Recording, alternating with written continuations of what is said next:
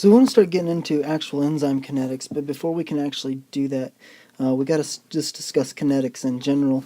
If you haven't had a general chemistry class where you talked about kinetics of a reaction, you probably need to take that before you're going to understand anything I'm about to say.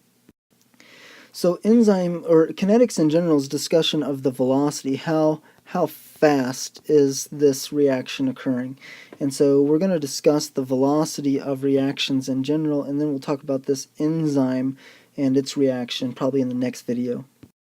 So typically what you'll have is you'll have some molecule, we'll just call it B, and it will transfer, it will turn into P. And we look at this and we say, well, how fast does that change into P?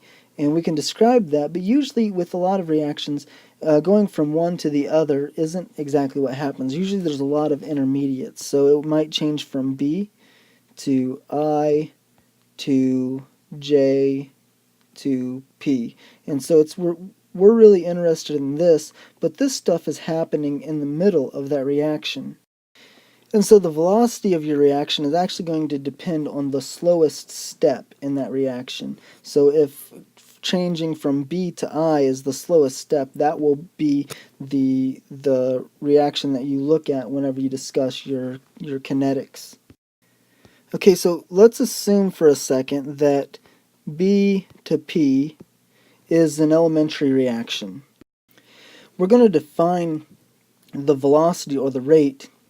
So velocity of this reaction is equal to the change, and we're going to you can use the delta or you can use d, but it's the change in the amount of p that we have over the change of time. And so it's how much of this is formed, or you could define velocity, it's equally definable as the negative of the change of b, the rate of disappearance of b over the change of time. And that's in the concentration. And so just really quick, why we're talking about a negative sign in front of B, why we have that is because as B, the change of B, so the change of B is equal to the final amount of B minus the initial amount of B. And so the final amount will be less. So the final amount of B, so if it's disappearing, let's say that we started off with 1 mole, initial would be 1 mole, and the final amount as we're measuring this is 1/2 of a mole.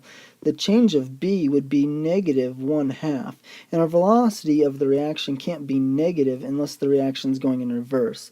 So if we assume that the rate of this reaction is moving forward, we have to use the negative of the negative, which makes it positive 1/2.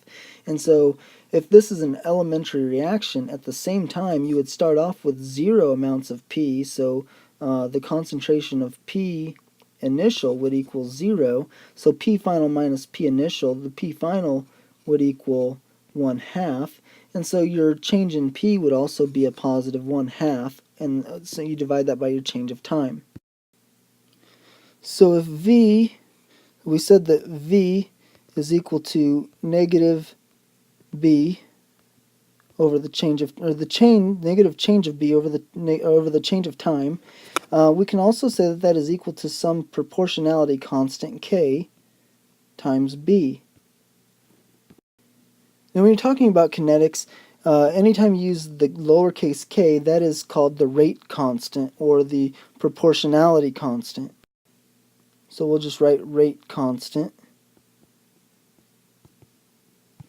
And in this case, we're saying that B, that our substrate B does not have to interact with anything else. So whenever you have a reaction, so if this is my molecule of B, and here's another molecule of B, and here's another molecule of B. If these two molecules had to bump into each other, that means that the reaction would be bimolecular. So typically bimolecular reactions are would be second order, and you would put like a B squared up here, it would be B squared.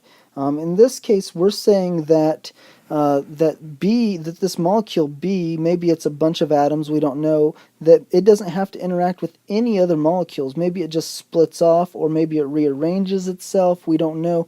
We just know that it doesn't interact with any other molecules, but it just forms P. Now, the number of molecules that something has to interact with is known as its molecularity. So molecularity. And we're saying that the reaction from B to P is unimolecular. And it therefore would follow a first order rate law. So this is first order. The order of a reaction, the order of the rate law, is defined by either the number of things multiplied, but it's defined by the number of things multiplied. So for example, if it was bimolecular, it would be that velocity equals K times B, right? Or we would say K times B squared. So typically you can get your rate law will be the number that is in the exponent, but when there's more than one thing, if you had a reaction that was B plus C, then your rate law would be V. If B and C had to both interact with each other, it would be K times B times C, and that would be second order. So here we have our first order rate law, which is K times B, and the units on the units on K for a first order reaction are usually it's time to the -1, or you could put 1 over time.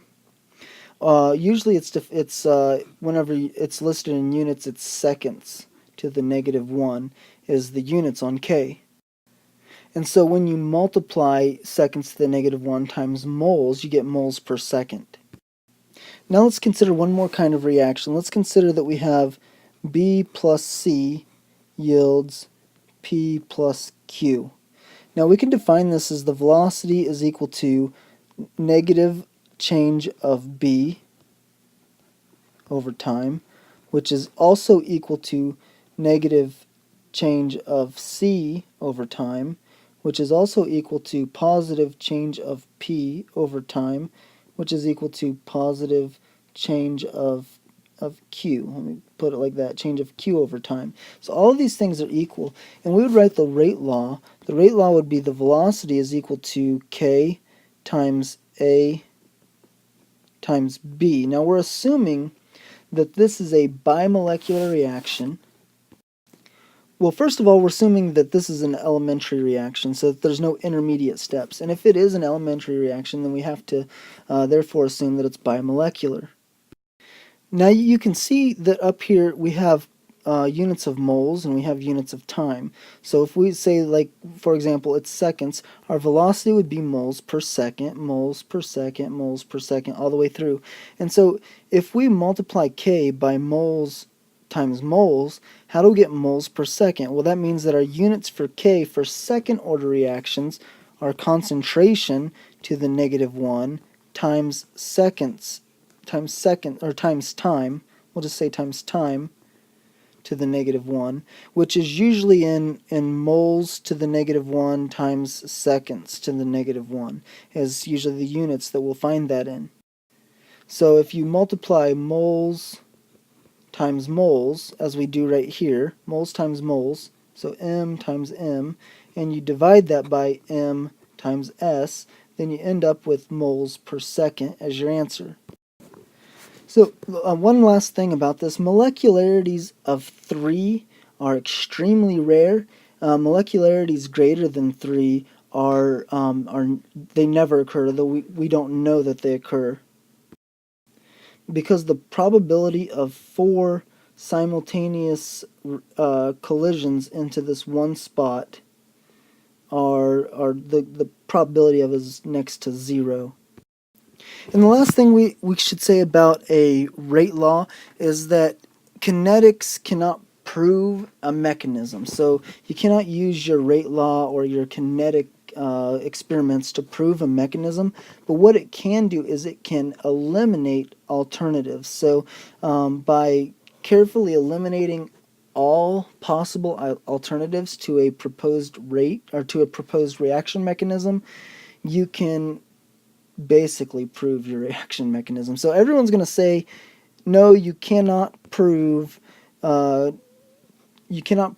reaction mechanism by your rate law or by your studying of the reaction rate, but by using a rate law, I can eliminate this idea, let's say this idea, and this idea. I can eliminate all those using rate law experiments, and whenever the only possible alternative left is 4, then I've basically proven it. So, no you can't, but yes you can.